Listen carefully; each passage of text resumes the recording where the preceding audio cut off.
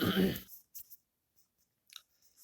Students, तो स्वागत है आपका आपके अपने चैनल जेके एग्ज़ाम पॉइंट में। तो आज हम जो शुरू करने जा रहे हैं वो ज्योग्राफी का ही एक पार्ट है, इंडियन ज्योग्राफी का, जिसका नाम है गंगा रिवर सिस्टम। जो है वो इंट्रोडक्शन है इसके बारे में। मैं आपको बताऊंगा कि गंगा जो है वो निकलती नहीं है, गंगा जो है वो बनती है। गंगा जो है वो निकलती नहीं है, गंगा बनती है। अब वो कैसे बताऊंगा कि आपने नाम सुना होगा पंच प्रयाग। 5 प्रयाग हैं और उसके बाद गंगा बनती है। गंगा बनती कैसी है, गंगा निकलती क्यों नहीं है? हमने तो बुक्स में पढ़ा है कि गंगा जो है वो गंगोत्री नाम के ग्लेशियर से निकलती है, लेकिन ऐसा कुछ नहीं है। ये सारी बातें हम आपको बताएंगे कि गंगा निकलती नहीं है, गंगा बनती है। ये बातें हम सारी करेंगे इस वीडियो में। लेकिन उससे पहले आपने हमारे चैनल को सब्सक्राइब नहीं किया तो चैनल को सब्सक्राइब करें, बेल आइकन को प्रेस करें ऑल पर क्लिक करके, ताकि आप आने वाली वीडियोज़ की नोटिफिकेशन आप तक सबसे पहले पहुंचे। और वीडियो आपके लिए हेल्पफुल रहता है तो वीडियो को एक प्यारा सा लाइक करें और वीडियो को ज़्यादा से ज़्यादा अपने दोस्तों तक शेयर करें ताकि उनको भी इस चीज़ का फ़ायदा हो सके। देखिए, मैं थोड़ा सा पहले आपको रीड करके बताऊंगा, फिर उसके बाद देखते हैं कि ये क्या है, किस तरीके से गंगा जो बनती है वो मैं पूरी मैपिंग आपको करवाऊंगा। देखिए, इंट्रोडक्शन है इसकी। देखिए, गंगा कहते हैं, Ganga starts from Gangotri glaciers near Gaumukh. आप देखिए, सभी का कहना है कि ये गंगा जो है गंगोत्री नाम के ग्लेशियर से निकलती है, लेकिन हम इस पॉइंट को काट देंगे। ठीक है, गंगा गंगोत्री नाम के ग्लेशियर से नहीं निकलती। ठीक है, मैं आपको बताऊंगा। उत्तराखंड के बाद अब यहाँ पर मैं आपको, जब मेरी बात सुनो, जब ये नदी वहां से निकलती है गंगोत्री नाम के ग्लेशियर से, उत्तराखंड से, काशी से, तो इसका नाम होता है भागीरथी। ये नाम आप जरूर याद रखना कि उसका नाम क्या होता है, भागीरथी रिवर्स होता है। अब मैं आपको पहले समझा लेता हूँ, उसके बाद ही हम आगे बात करेंगे, नहीं तो आपको समझ नहीं आएगी। देखिए, सबसे पहले बद्रीनाथ में एक ग्लेशियर है, सतोपंत ग्लेशियर। कौन सा ग्लेशियर है? मान लो ये यहाँ पर एक सतोपंत ग्लेशियर है। ठीक है, इसके एक कोने से एक और इधर से एक, इधर से निकलती है धौली गंगा और इधर से निकलती है विष्णु गंगा। ये दोनों यहाँ पर आकर मिल जाती है। यहाँ तक आपको समझ आ गया होगा, यहाँ पर ये दोनों मिल जाती है। हम थोड़ा सा कलर चेंज कर लेते हैं, यहाँ पर मिल जाती है। ठीक है, यहाँ पर मान लो ये मिल गई। अब देखिए, धौली गंगा और विष्णु गंगा ये दोनों जो यहाँ पर मिलती हैं, तो इसको कहते हैं विष्णु प्रयाग। कौन सा प्रयाग कहते हैं? विष्णु प्रयाग। अब देखिए क्यों, और विष्णु प्रयाग से आगे जब ये नदी चलती हैं दो मिलके, तो इसका नाम पड़ जाता है अलकनंदा। अलकनंदा। इतनी बात समझ आ गई होगी। बद्रीनाथ में एक हिल है, एक ग्लेशियर है, हिल नहीं सॉरी, एक ग्लेशियर है। उस ग्लेशियर का नाम है सतोपंत ग्लेशियर। और वहां से दो नदियां निकलती हैं, छोटी छोटी धाराएं निकलती हैं, स्ट्रीम्स निकलती हैं पानी की। एक निकलती है धौली गंगा और दूसरी निकलती है विष्णु गंगा। वो दोनों आके विष्णु प्रयाग में मिल जाती हैं और वहां से आगे उनका नाम हो जाता है अलकनंदा। यहां तक समझ आ गया? यहां तक समझ आ गया। चलिए आगे चलते हैं। एक मिनट, एरेज कहाँ से होगा, एरेज कर लेते हैं यहाँ से। अब देखिए, अब यहाँ से एक और नदी आती है जिसका नाम होता है नंदाकनी। कौन सी नदी आती है जिसका नाम होता है नंदाकनी? नंदाकनी नदी आती है और वो यहाँ पर जुड़ जाती है, किसके साथ? यहाँ पर अलकनंदा के साथ यहाँ पर जुड़ जाती है।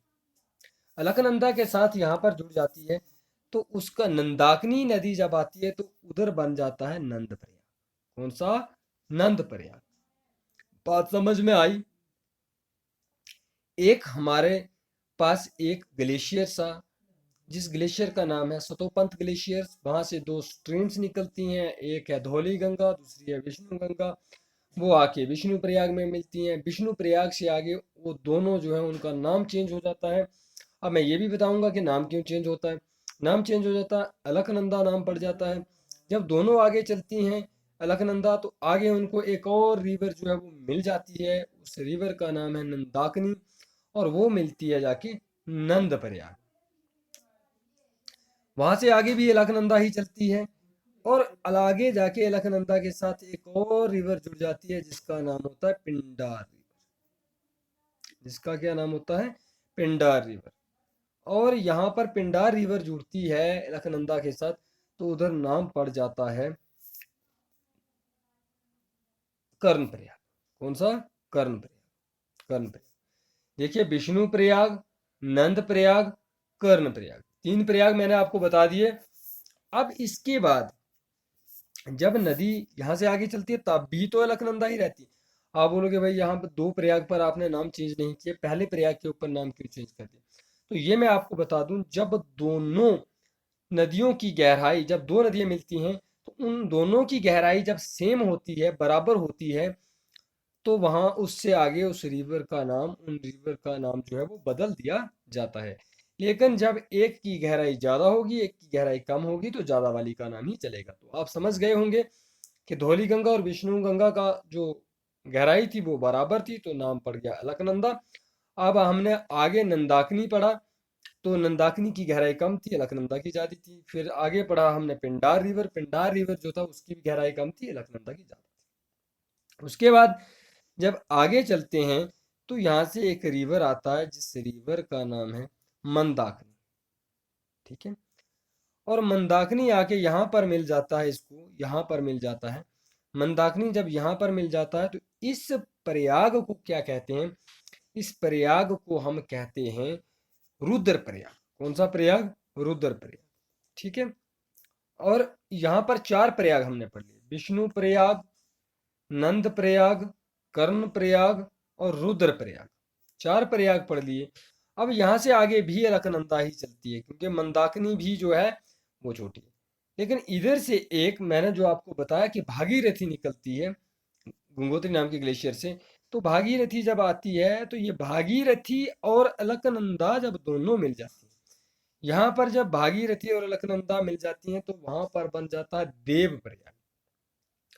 और देव प्रयाग से आगे जो नेम पड़ता है उस रिवर का, यहाँ ये रिवर जो जा रहा है, इस रिवर का नाम पड़ता है गंगा। इस रिवर का नाम पड़ता है गंगा। इससे पीछे गंगा नहीं थी, इसके पीछे अलकनंदा थी। अलकनंदा कैसे बनी? भागीरथी थी। लेकिन इससे आगे जो बनी गंगा, क्यों? क्योंकि अलकनंदा और भागीरथी की दोनों की गहराई जो थी वो बराबर थी, तो यहाँ से आगे इनका नाम बदल के गंगा रख दिया गया। आई होप आपको यहाँ तक समझ आया होगा। जो पांच प्रयाग मैंने आज आपको पढ़ाए, ये पांचों के पांचों आपको याद रहे होंगे। मैं एक बार इसको दोबारा से आपको फिर रिमाइंड करवा देता हूँ कि एक हमारा बद्रीनाथ जो पहाड़ है, बद्रीनाथ में एक ग्लेशियर है जिसका नाम है सतोपंत ग्लेशियर। वहां से दो स्ट्रीम्स निकलती हैं, एक का नाम है धौली गंगा, एक का नाम है विष्णु गंगा, और ये मिल जाती हैं विष्णु प्रयाग में। और ये दोनों की गहराई सेम होती है, तो इनका नाम बदल के रख दिया जाता है अलकनंदा।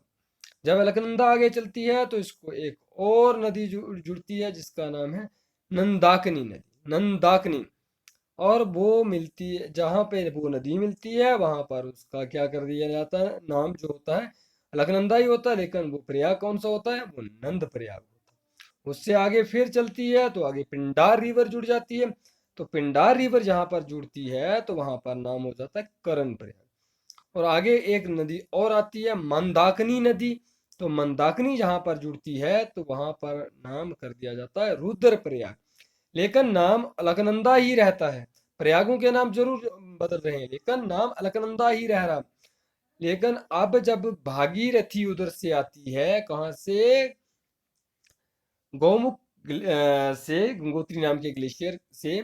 तो भागीरथी और अलकनंदा जहाँ पे मिलती बनती हैं वहां पर प्रयाग बनता है देव प्रयाग, और देव प्रयाग से आगे रिवर्स का नाम जो है वो बदल दिया जाता है, क्योंकि इन दोनों की गहराई सेम होती है, भागीरथी और अलकनंदा की। और आगे इनका नाम जो है वो बदल दिया जाता है, तो वो नाम जो होता है वो नाम होता है गंगा। तो आप समझ गए होंगे कि गंगा जो है वो कैसे बनी। तो आई होप इसके बाद आपको कोई कंफ्यूजन नहीं होगा। अगर आपको हमारी वीडियो अच्छी लगी तो वीडियो को एक लाइक करें, वीडियो को अपने दोस्तों के साथ शेयर करें और चैनल को ज़रूर सब्सक्राइब करें, ताकि आने वाली वीडियोस की नोटिफिकेशन आप तक सबसे पहले पहुंच सके। मिलते हैं आपसे नेक्स्ट वीडियो में, तब तक के लिए टेक केयर, बाय बाय, शुक्रिया।